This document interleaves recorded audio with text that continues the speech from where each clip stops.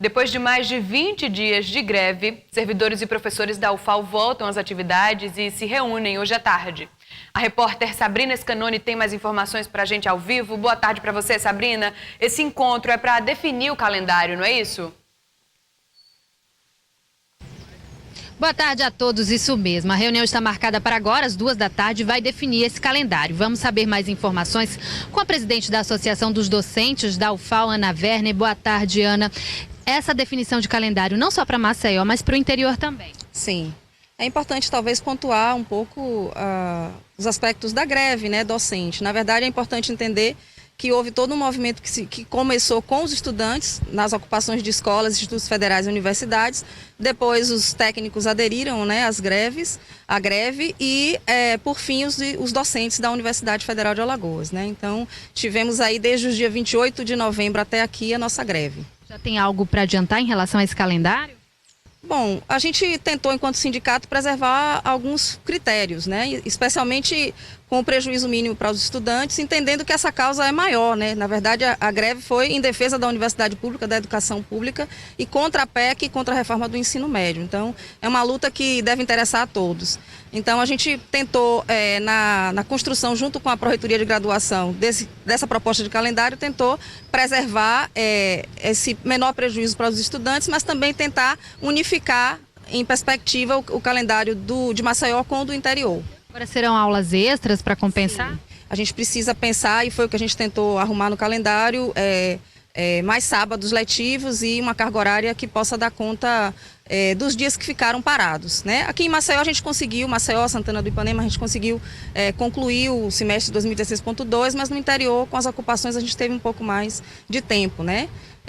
Então a gente vai reorganizar isso, é o que a gente vai discutir agora na reunião das 14 horas. Agora a PEC foi aprovada, né? A categoria decidiu o fim da greve, mas o movimento continua firme. Sim, essa é a nossa orientação, nosso entendimento e a orientação do nosso Sindicato Nacional, o ANDES, no sentido de entender que essas duas pautas estão já votadas e concluídas, mas a luta, ela continua no sentido de que outras pautas também que atentam contra direitos sociais importantes e trabalhistas, elas estão colocadas, como a reforma da Previdência, a reforma trabalhista, né? Então a gente tem que se posicionar contra. Quais os grandes prejuízos com a aprovação dessa PEC? Pois é, particularmente para a universidade, uma redução dos investimentos em pesquisa, ensino e extensão. Isso vai prejudicar o trabalho da gente de uma forma geral, mas também o acesso a uma população jovem que, enfim, tinha ainda a expectativa de entrar na universidade. Com a redução dos recursos, isso fica inviabilizado, né?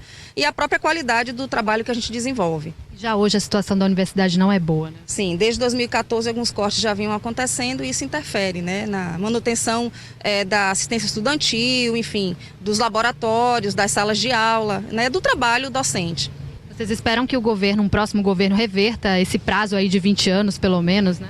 Bom, isso, a medida aprovada dificulta esse processo, né? Mas a gente precisa se manter em luta, né? Isso é que é importante. Outras reivindicações de vocês foram atendidas durante essa greve ou não houve nenhum tipo de negociação? Não, a pauta específica era contra a PEC 55 e contra a reforma do ensino médio. Ambas pautas foram aprovadas, então agora é a gente tentar garantir que ao longo desse período a gente consiga se mobilizar e talvez até mais para frente construir uma greve geral, né? Porque afinal de contas, além da PEC e da reforma do ensino médio, a reforma trabalhista e da Previdência vai também impactar a vida de todos os trabalhadores e trabalhadoras. Ok, Ana, muito obrigada então pela entrevista. Ao final da reunião, esse calendário vai estar definido e depois será devidamente divulgado pela assessoria de comunicação daqui da universidade. Voltamos ao estúdio. Muito obrigada, Sabrina, pelas informações. E olha, o bairro do Novo Mundo recebeu hoje a visita do governador Renan Filho e de secretários estaduais. A comunidade foi beneficiada com pequenas obras. Áreas como esta foram beneficiadas com o programa Pequenas Obras e Grandes Mudanças. Desta vez, moradores da Grota do Aterro, no bairro do Novo Mundo, têm melhoria no acesso. O lugar ganhou pontilhões, escadarias e rampas. Agora está uma benção.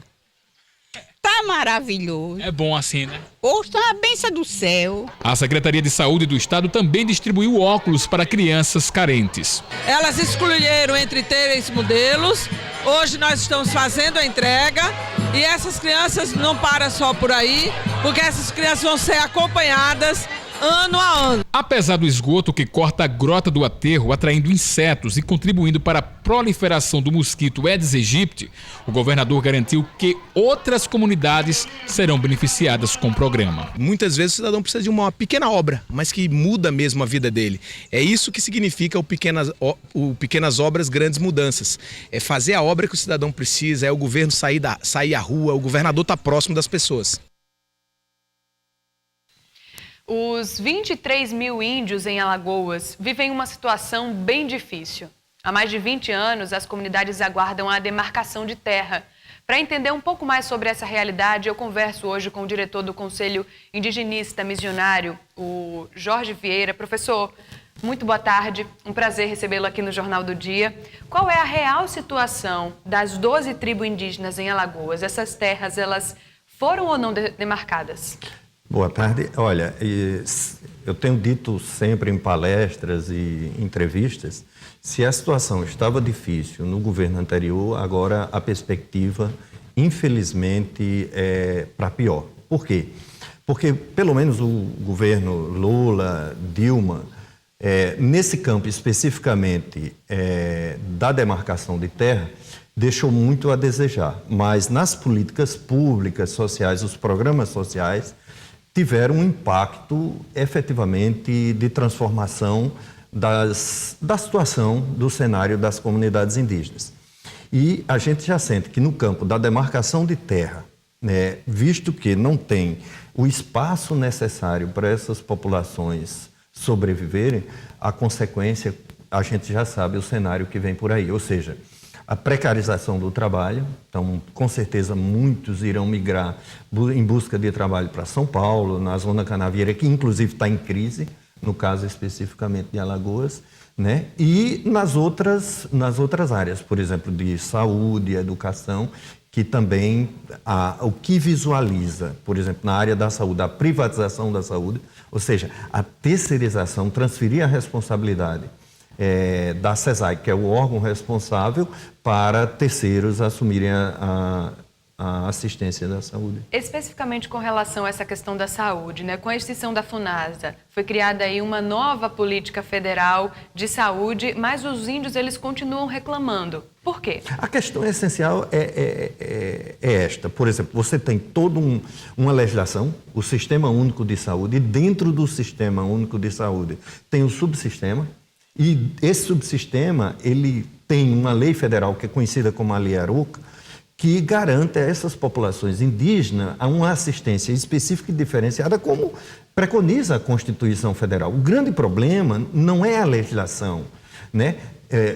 Ainda no final do segundo governo de Lula, ele instituiu, que era uma reivindicação das comunidades indígenas, a CESAI, que é a Secretaria Especial de Assistência às Populações Indígenas, de Saúde às Populações Indígenas.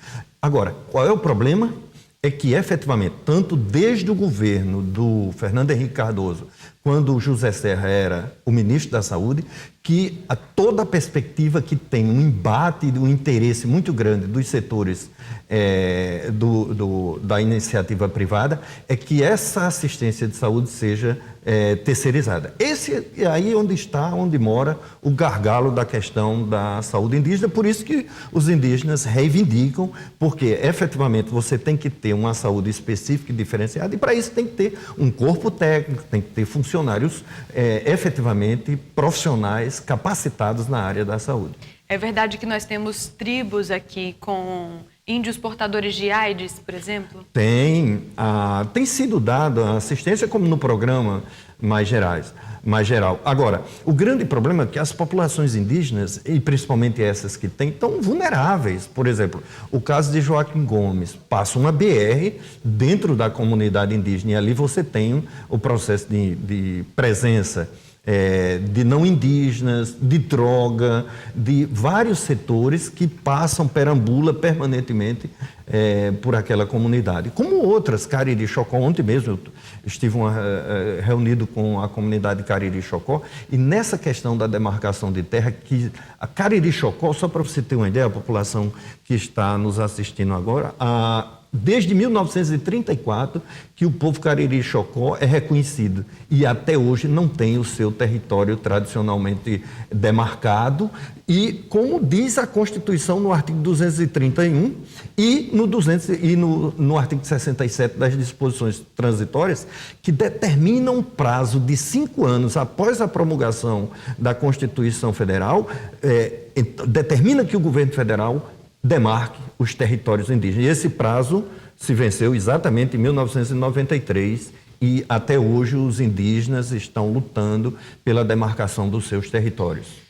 A gente tem 6 tribos que ficam no sertão aqui de Alagoas, né? E com certeza essas tribos, elas sentem aí os efeitos da estiagem que a gente comentou hoje aqui no Jornal do Dia, uma estiagem que já dura aí há mais de 5 anos, né? Como é que esses índios, eles estão sobrevivendo? É uma situação, e aí, parabéns, né, à TV Ponta Verde, que tem trabalhado essa realidade, porque eu estou permanentemente em contato com essas comunidades indígenas e as soluções, veja, é uma situação extremamente complicada, porque, por exemplo, você pega o município de Inhapi, né, onde tem uma comunidade indígena, Coiupancá. Eu tenho conversado com o prefeito Zé Cício, ele tem uma sensibilidade e um compromisso extraordinário para resolver o problema d'água. O canal do Sertão está em cima e a Casal não abastece a comunidade, o município de Inhapi. E, consequentemente, a população indígena. Então, sofre todo mundo com a água em cima, como a gente diz, no terreiro de casa. Então, o grande problema é isso, falta de uma compreensão de políticas, que hoje você tem o canal do Sertão, que venha efetivamente tornar essa água abastecida para essas comunidades. Então, quer dizer, o problema não é a falta d'água, o problema é a política para viabilizar. E sem contar com outras alternativas, por exemplo, o poço artesiano. Você cava um poço artesiano aí numa média de 100 a 150 metros, você abastece uma comunidade para o resto da vida.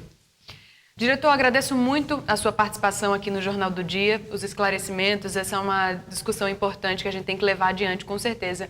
Muito obrigada e até a próxima. Bom trabalho para o senhor. Obrigado. O Jornal do Dia, aqui da TV Ponta Verde, emissora do Sistema Opinião de Comunicação, fica por aqui. Amanhã eu volto logo depois do Plantão Alagoas e espero você, hein? Uma ótima tarde para todos. Até amanhã.